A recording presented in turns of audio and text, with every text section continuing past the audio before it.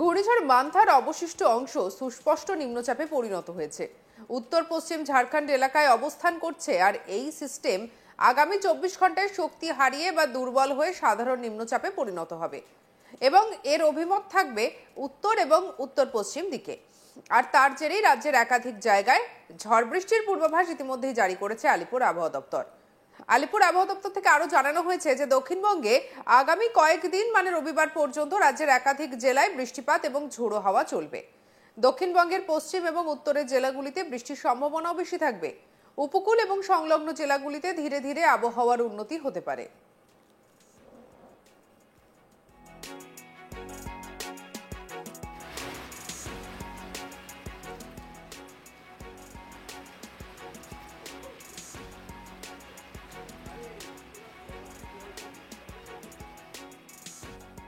মেঘলা আকাশের কারণে আপাতত সর্বোচ্চ তাপমাত্রা স্বাভাবিকের থেকে কম থাকবে।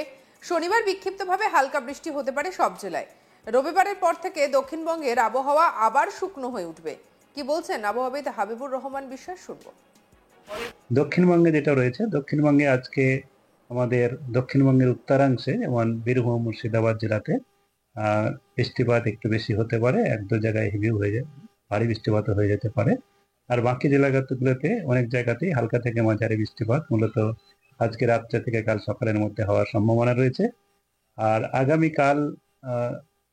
আগামীকালও দুপুরের দিক পর্যন্ত বৃষ্টিপাতের সম্ভাবনা থাকতে পারে উত্তরাংশে। মূলত আমাদের পূর্ব মেদিনীপুর, উত্তর দক্ষিণ চব্বিশ পরগনা, নদিয়া এইসব জেলাতে বজ্রপাত সহ হালকা থেকে মাঝারি বৃষ্টিপাতের সম্ভাবনা থাকে। বাকি জেলাগুলোতে এক দু জায়গায় করে থাকবে। তারপরে 2 তারিখ থেকে বৃষ্টিপাত কমে যাবে। বেশিরভাগ জায়গাতেই শুষ্ক আবহাওয়া থাকবে, এক দু জায়গায় হালকা বৃষ্টি হতে পারে। 3-4 তারিখে বৃষ্টিপাত কেবলমাত্র শুষ্ক আবহাওয়ায় থাকবে। কলকাতা তার পার্শ্ববর্তী অঞ্চলে আজকে আমাদের যা পূর্বাভাস, তাতে কলকাতাতে আজকে 32-এর কাছাকাছি তাপমাত্রা। আর সাধারণত মেঘলা আকাশ সন্ধ্যার দিক থেকে হওয়ার সম্ভাবনা রয়েছে এবং সকালের দিকে একটু সামান্য বৃষ্টিপাত হয়েছে এবং আজকে রাত্রে থেকে কালকে দুপুরের মধ্যেও আবার কলকাতাতে বৃষ্টিপাতের 1-2 সম্ভাবনা রয়েছে। কারণ এখন মেঘলা আকাশের পরিমাণ বাড়বে এবং সন্ধ্যের পর থেকে কালকে দুপুর পর্যন্ত 1-2 বৃষ্টি হতে পারে। তারপরে কলকাতাতেও ক্রমশ আমাদের মেঘলা আকাশটা কমবে এবং কেবলমাত্র আংশিক মেঘলা আকাশ থাকবে এবং ধীরে ধীরে পরিষ্কার আকাশও হবে। আর বৃষ্টিপাতের সম্ভাবনা কমে যাবে, প্রায় শুষ্ক আবহাওয়ায় থাকবে। তাপমাত্রা খুব বেশি হেরফের হবে না। তবে উত্তরবঙ্গে এখন মেঘলা আকাশ যেহেতু আছে, সর্বোচ্চ তাপমাত্রা অনেকটাই কম আছে, তো সর্বোচ্চ তাপমাত্রা মেঘলা আকাশ কেটে যাওয়ার পরে বাড়বে। আর সর্বনিম্ন তাপমাত্রা আমাদের পশ্চিমের জেলাগুলোতে আর উত্তরের জেলাগুলোতে যেহেতু মেঘলা আকাশের জন্য সর্বনিম্ন তাপমাত্রা কিছুটা স্বাভাবিকের থেকে বেশি আছে, তো এটা স্বাভাবিকের কাছাকাছি চলে আসার সম্ভাবনা রয়েছে। উত্তরবঙ্গের আবহাওয়ার দিকে রবিবার পর্যন্ত উত্তরবঙ্গে বৃষ্টি চলবে। সব জেলাতেই বজ্র বিদ্যুৎ সহ হালকা থেকে মাঝারি বৃষ্টি হতে পারে। বিশেষ করে মালদা, উত্তর এবং দক্ষিণ দিনাজপুর, জলপাইগুড়ি, কালিম্পং এবং দার্জিলিং জেলার 1 বা 2টি জায়গায় ভারী বৃষ্টিপাত হতে পারে। উত্তরবঙ্গের সব জেলাতেই বজ্র বিদ্যুৎ সহ হালকা থেকে মাঝারি বৃষ্টির সঙ্গে 30 থেকে 40 কিলোমিটার গতিবেগে দমকা ঝোড়ো বাতাস বইবে।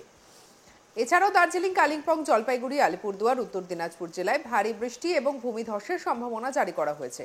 আর অন্যদিকে সেই সঙ্গে নিচু এলাকায় জল জমতে পারে এবং কাঁচা রাস্তায় বাড়ি ধসে যাওয়ার সম্ভাবনার কথা জানিয়েছে আবহাওয়া দপ্তর।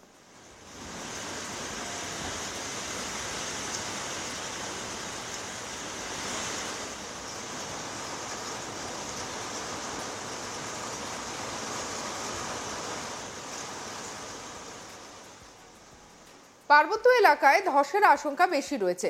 ভারী বৃষ্টির কারণে পাহাড়ের দৃশ্যমানতা কমতে পারে, শহরের আন্ডারপাস সহ নিচু এলাকায় জল জমতে পারে। কি বলছেন আবহাওয়াবিদ হাবিবুর রহমান বিশ্বাস, শুনবো।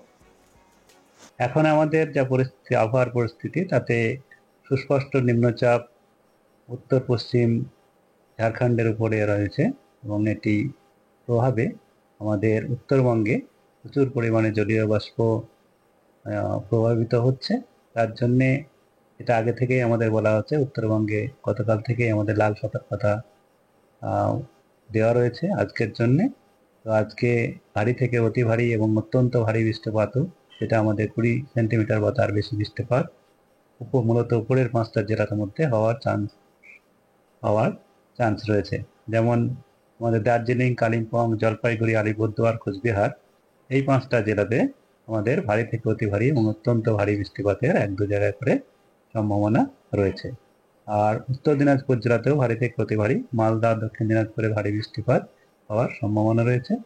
আর আজকের পরে বৃষ্টিপাত কালকে কমে যাবে, তবে কালকে জলপাইগুড়ি, কোচবিহার, আলিপুরদুয়ার জেলাতে মূলত সকালের দিকটাতেই 6 দুপুর পর্যন্ত ভারী বৃষ্টিপাতের সম্ভাবনা থাকবে। তারপরে আবহাওয়া উন্নতি হবে, উত্তরবঙ্গে আবহাওয়ার উন্নতি হবে এবং তারপরের দিন থেকে মানে আমাদের 2 তারিখ থেকে আবহাওয়া কেবল হালকা বৃষ্টি 1-2 জায়গায় হতে পারে, তবে মূলত বেশিরভাগ জায়গায় শুষ্ক আবহাওয়া থাকবে উত্তরবঙ্গের ক্ষেত্রে। মূলত আমাদের উত্তরবঙ্গের জন্যই যেটা সতর্কতা বেশি রয়েছে, যার জন্য উত্তরবঙ্গে আপনার ভূমিধসের সম্ভাবনা হতে পারে, ফ্লাশ ফ্লাড বা স্থানীয়ভাবে জল জমে যেতে পারে, যেগুলো নিচু এলাকায় যেগুলো জল জমা প্রবণ এলাকা, সেগুলোতে জল জমে যাওয়ার সম্ভাবনা রয়েছে এবং যেগুলো বিপদগ্রস্ত বাড়িঘর যেগুলো রয়েছে, যেমন কিছু কাঁচা বাড়ি যেগুলো বিপদগ্রস্ত অবস্থায় থাকে, সেগুলো ক্ষতি হওয়ার সম্ভাবনা থাকবে, ওয়াল কোলাপসড হয়ে যেতে পারে। সেই জন্য ভালো যেগুলো বিপদগ্রস্ত বাড়িঘর রয়েছে সেখানে না থাকার জন্য বলা হয়েছে এবং যারা ট্যুরিস্ট রয়েছে, ট্যুরিজমদের জুডিশিয়াসলি এক স্থান থেকে অন্য স্থানে যাওয়ার জন্য বলা হয়েছে এবং যেগুলো ভূমিধস প্রবণ এলাকা সেই সব এলাকায় যাওয়ার জন্য নিষেধ করা হয়েছে। আর ট্রাফিকও ম্যানেজমেন্ট সেইভাবে করার জন্য বলা হয়েছে। এসব দেওয়া রয়েছে। কৃষিকার্যেরও কিছুটা ক্ষতি হওয়ার সম্ভাবনা রয়েছে। তাহলে বুঝতেই পারছেন যে আবহাওয়া কিন্তু বেশ খানিকটা খামখেয়ালি থাকবে এবং সব থেকে বড় কথা যেটা, এই যে একদম যে এই যে শীত পড়বে এরকম একটা অবস্থা, আর এই সময় আবহাওয়ার এই খামখেয়ালিপনা নিঃসন্দেহে বলা যেতে পারে একটা নতুন করে সমস্যার মধ্যে ফেলছে। এবং এই যে ঘূর্ণিঝড় মান্থা, সেই ঘূর্ণিঝড় মান্থার প্রভাবে এখনো কিন্তু তার খানিকটা রেশ থেকে গিয়েছে। ঘূর্ণিঝড় মান্থার অবশিষ্ট অংশ সুস্পষ্ট নিম্নচাপে পরিণত হয়েছে আর উত্তর পশ্চিম ঝাড়খণ্ড এলাকায় অবস্থান করছে এটি। এই সিস্টেম আগামী 24 ঘন্টায় শক্তি হারিয়ে বা দুর্বল হয়ে সাধারণ নিম্নচাপে পরিণত হবে। অভিমত থাকবে উত্তর ও উত্তর পশ্চিম দিকে, আর তার জেরেই রাজ্যের একাধিক জেলায় ঝড় বৃষ্টি চলছে।